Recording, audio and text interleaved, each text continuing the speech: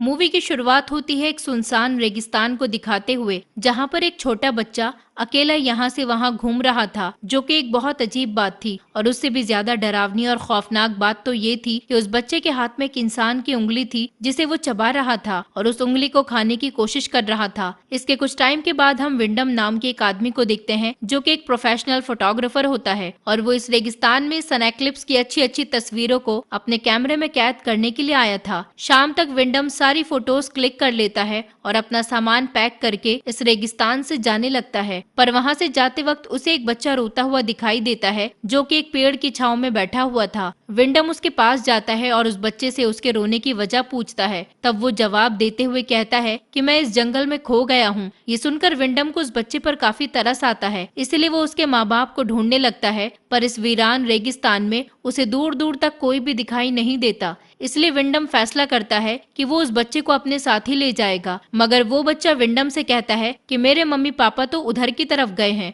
और ये कहकर वो उसी तरफ जाने लगता है। ना चाहते हुए भी विंडम को उस बच्चे के पीछे जाना पड़ता है। हालांकि वो उस बच्चे को काफी रोकने की कोशिश करता है और उससे कहता है कि वहाँ कोई नहीं है, पर वो बच्चा रुकने का नाम ही नहीं लेता। उसका पीछा करते करते विंडम भी अब काफी दूर तक रेगिस्तान के अंदर जा चुका था। फिर वो बच्चा अचानक से रुकता है और विंडम से पानी मांगता है। विंडम उसे पीने के लिए पानी देता है और फिर यहाँ वहाँ रेगिस्तान में देखने लगता है, क्योंकि उसे महसूस हो गया था कि वो रेगिस्तान के काफी अंदर तक आ चुका है और यहाँ से निकलना कैसे है वो भी उसे नहीं पता था। वो बच्चा पानी पीते ही विंडम को एक अजीब सी स्माइल देकर यहाँ से भाग जाता है, जैसे कि वो यही चाहता था कि विंडम यहाँ पर आए और फंस जाए। आगे होता भी कुछ ऐसा ही है। विंडम को इस रेगिस्तान से निकलने का रास्ता पता नहीं था और वो यहाँ पे भटक जाता है और फिर चलते चलते अंधेरा भी हो जाता है। इसके बाद विंडम अपने आप को ठंडी हवाओं से बचाने के लिए एक शेल्टर ढूंढने का फैसला करता है और थोड़ी दूर चलने के बाद ही उसे वहाँ पर एक घर दिखाई देता है, जिसमें एक लेडी काम कर रही थी।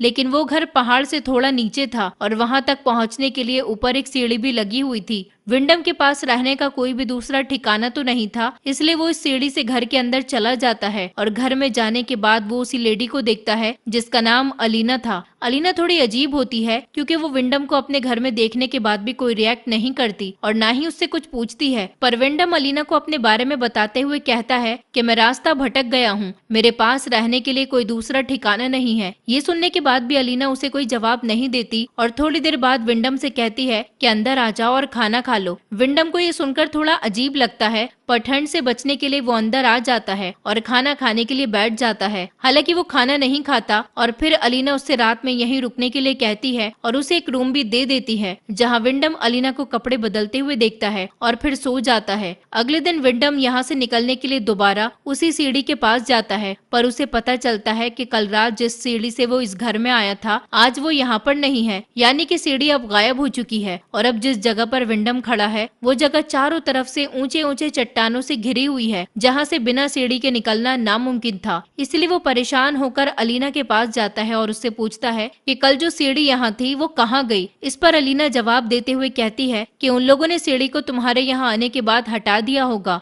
ये सुनते ही विंडम अलीना से पूछता है कि कौन लोग, जिस पर अलीना कुछ भी जवाब नहीं देती और अपने काम में लग जाती है। आगे हम देखते हैं कि विंडम अब यहाँ से निकलने की कोशिश कर रहा है और उसके हाथ में क्लाइंबिंग हैमर है, जिसके जरिए वो चट्टानों पर चढ़ता है और चढ़ते चढ़ते काफी थक भी जाता है कि तभी उसे कुछ बच्चों के हंसने की आवाज सुनाई देती है और अचानक से एक बकरे का कटा हुआ सर नीचे आकर गिरता है, जिसे देखते ही विंडम का पैर फिसल जाता है और वो चट्टानों से गिरकर बेहोश हो जाता है। और रात में जब विंडम को होश आता है तो वो देखता है कि उसका जो हथौड़ा था, जिसके जरिए वो चट्टान पर चढ़ने की कोशिश कर रहा था, वो तो उसके पैर में लगा हुआ है, जिस वजह से उसके पैर में बहुत दर्द हो रहा होता है और वो दर्द की वजह से चीखने चिल्लाने लगता है। विंडम के चीखने की आवाज सुनकर अलीना वहाँ पर आ जाती है और उसे अपने साथ घर के अंदर ले जाती है। विंडम पूरी रात यही सोचता रहता है कि आखिर वो कौन है जो उसे यहाँ से जाने नहीं दे रहा। वो ये बात अलीना से पूछता है, लेकिन अलीना उसे फिर भी कोई जवाब नहीं देती। जब विंडम थोड़ा ठीक हो जाता है तो वो दोबारा इस जगह से निकलने की कोशिश करता है और उसे चट्टान पर एक लड़का दिखाई देता है। उसे देखते ही विंडम उससे हेल्प मांगता है और एक रस्सी लाने को कहता है, पर वो लड़का विंडम से कहता है कि तुम यहीं रुकना, मैं कुछ ही देर में वापस आऊंगा। इसके बाद हम देखते हैं कि वो लड़का वापस आ गया है और उसके हाथ में एक रस्सी भी होती है जिसे वो ऊपर लगे पत्थर से बांधकर नीचे फेंक देता है और विंडम को कहता है कि तुम इसी रस्सी के सहारे ऊपर आ जाओ। विंडम भी उस रस्सी को अपने पेट पर बांधकर ऊपर चढ़ने की कोशिश करता है। इधर अलीना भी ये सब अपने घर की खिड़की से देख रही थी, लेकिन वो इस बार भी चुप रहती है और कुछ नहीं कहती। इधर विंडम जैसे ही आधे रास्ते पर पहुंचता है तो उसे एहसास होता है कि अब तो वो बच जाएगा, लेकिन ये सिर्फ उसका एक वहम था। दरअसल आधा रास्ते को पार करने के बाद विंडम को बहुत सी अजीब सी बातों के बारे में पता लगता है। जैसे जब वो आधे रास्ते पर पहुंचा तो उसे ऊपर बहुत सारे बच्चे बैठे हुए दिखाई देते हैं जो विंडम को देखकर हंस रहे होते हैं, यहाँ तक कि वो उसके ऊपर टॉयलेट भी कर देते हैं। असल में इन्हीं बच्चों ने विंडम को यहाँ पे ट्रैप करके रखा था। जैसे कि हमने कहानी की शुरुआत में देखा था कि एक बच्चा विंडम को यहाँ लेकर आया था और उसने ये सब कुछ जान के किया था क्योंकि वो अपने दोस्तों के साथ मिलकर विंडम को ट्रैप करना चाहता था। खैर अब विंडम को ये सच्चाई पता लग चुकी थी, लेकिन वो भी ऐसी जगह पर लटका हुआ था जहाँ पर थोड़ी सी भी गलती उसकी जान ले सकती थी। पर वो बच्चे विंडम को परेशान करने के लिए उस रस्सी को जोर जोर से हिलाते हैं जिससे विंडम यहाँ वहाँ हवा में झूलने लगता है और फिर वो अलीना से हेल्प मांगता है, जिसके बाद अलीना ये सब रुकवा देती है। लेकिन तब विंडम का सर एक चट्टान से टकरा जाता है और वो बेहोश हो जाता है। विंडम को अब ये लगने लगता है कि वो यहाँ से कभी नहीं निकल पाएगा। साथ ही वो ये भी सोचता है कि हो सकता है कि अलीना को भी इन लोगों ने ऐसे ही फंसाया हो और जब वो यहाँ से नहीं निकल पाई हो तो उसने इसी जगह को अपना घर बना लिया हो। लेकिन अजीब बात ये थी कि बच्चे विंडम और अलीना को मारना नहीं चाहते थे, बल्कि वो उन्हें खाना पीना सब टाइम पर दिया करते थे, लेकिन यहाँ से जाने नहीं देते थे। अब अगले दिन विंडम वहीं रेत में सब्जियां उगाने की कोशिश करता है ताकि उन्हें वहाँ पर रहते हुए कभी खाने की कमी न हो।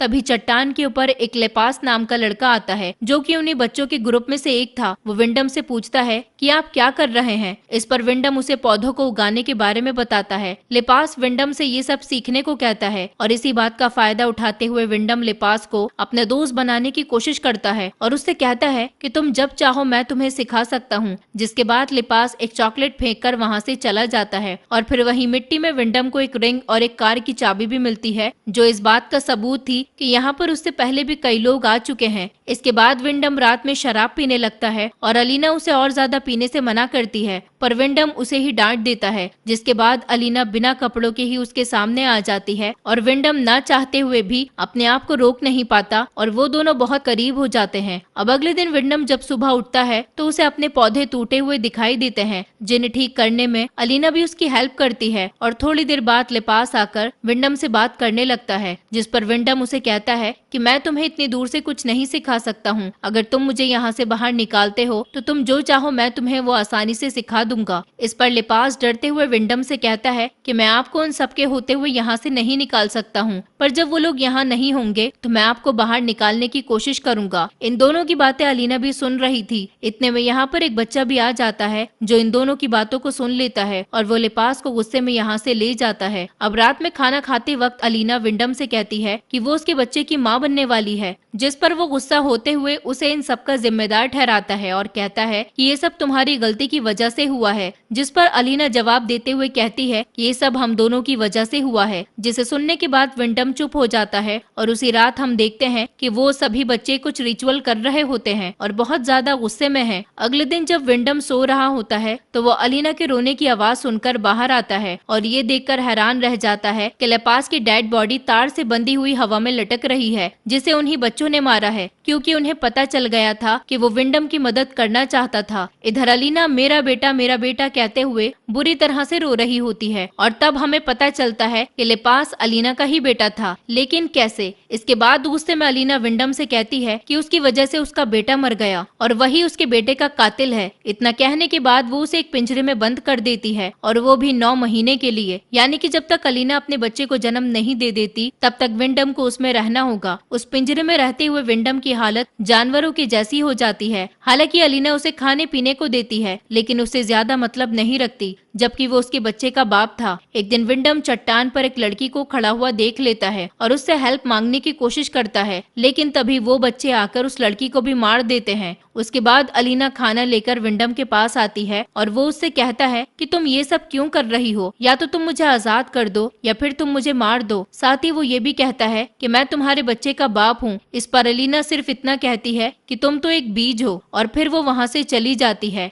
फिर अगले दिन उसके पेट में दर्द शुरू हो जाता है, जिस वजह से वो विंडम को आजाद करके उससे हेल्प मांगती है। जिसके बाद अलीना को एक बेटी भी होती है और प्यारी सी बेटी को देखने के बाद विंडम सोचता है कि अब वो यहाँ पे रहेगा, लेकिन तभी वो बच्चे आकर पीछे से विंडम का गला काट देते हैं, जिससे उसकी मौत हो जाती है। और फिर वो बच्चे अलीना से कहते हैं कि माँ, आपने जो कहा था वो हमने कर दिया। यानी ये सभी बच्चे अलीना के ही थे, और विंडम से पहले भी अलीना ने कई आदमियों के साथ फिजिकल रिलेशन बनाया था और उसने बच्चे पैदा किए थे। खैर, कुछ टाइम के बाद हम अलीना को अपनी बेटी का ध्यान रखते हुए देखते हैं और बाहर अब भी विंडम की लाश पड़ी हुई होती है, और इसी मोमेंट पर ये मूवी खत्म हो जाती है। दोस्तों, अगर आप हमारे चैनल पर नए हैं तो चैनल को सब्सक्राइब करें, वीडियो अच्छी लगी हो तो वीडियो को लाइक करें, और हाँ, नोटिफिकेशन बेल को जरूर दबाएं ताकि अगली अपडेट सबसे पहले आपको मिले।